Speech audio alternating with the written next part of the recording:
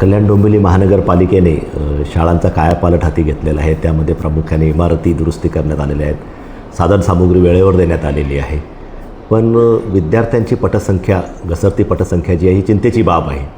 म्हणून आम्ही April May महिन्यामध्येच मुख्याध्यापकांना पत्र देऊन कल्पना दिली होती की आपली पटसंख्या वाढवली पाहिजे. आम्ही जे टार्गेट दिलेले त्या पटसंख्येच्या जवळपास तरी पोचायला हवं होतं असं आम्हाला अपेक्षित होतं. परंतु शाळा सुरू होऊनही जवळपास आता महिना होत आलेला आहे आणि विद्यार्थ्यांच्या पटसंख्येमध्ये ज्या शाळांनी भर टाकली नाही अशा 38 शाळांच्या मुख्याध्यापकांना आम्ही कारणे दाखवा नोटीस बजावण्यात आलेली. येत्या 30 जुलैपर्यंत आपल्याला समाधानकारक पटसंख्या त्यांनी वाढवली पाहिजे. कारण शिक्षकांचं कामच नुसतं शिकवणं नाही तर आपली शाळा चांगली दर्जेदार करणं हे सुद्धा त्यांचं काम आहे.